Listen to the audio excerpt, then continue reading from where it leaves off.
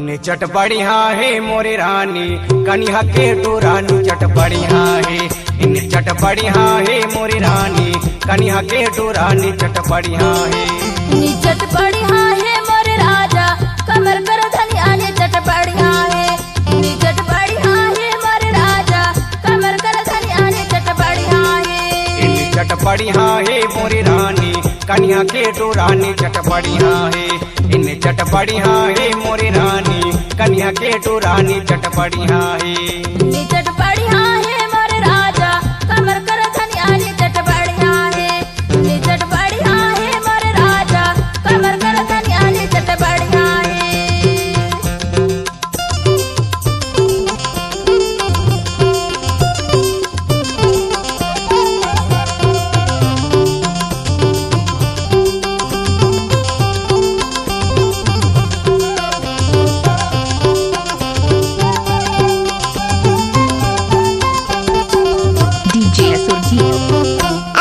नाम है दाल भात सेमी के तरकारी। हाँ सेमी के तरकारी खाना दाल भात सेमी के तरकारी हर सेमी के तरकारी। मोर खातिर टूरी तैया मोर खातिर टूरी तैया बैठे कुंवारी चट बढ़िया है। चट बढ़िया है मोरे राजा कमर कर धनिया ने चट बढ़िया है। चट बढ़िया है मोरे राजा कमर कर धनिया ने चट बढ़िया है।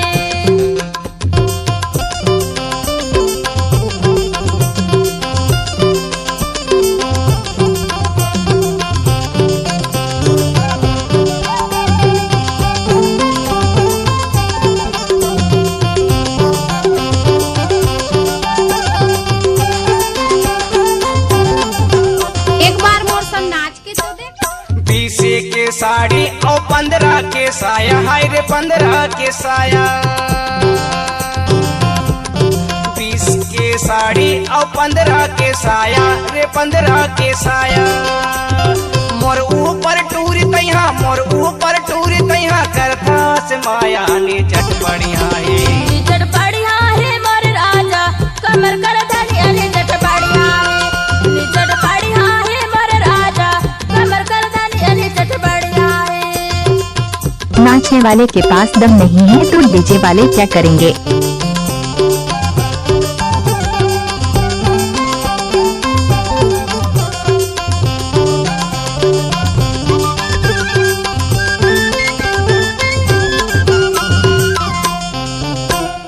उलचा के मछली और खेत के शिकार हाय रे खेत के शिकार।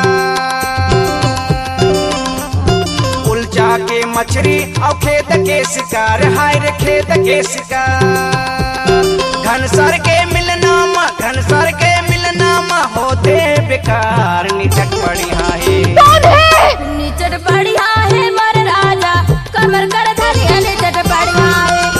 चट बढ़िया है मोरे राजा कमर कर धनिया ने चट बढ़िया है।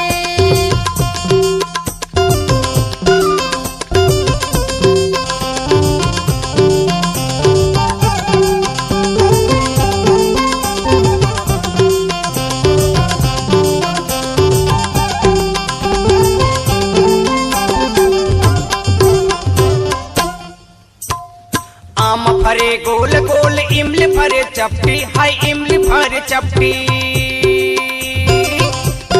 आम फरे गोल गोल इमली फरे चपटी हाय इमली फरे चपटी।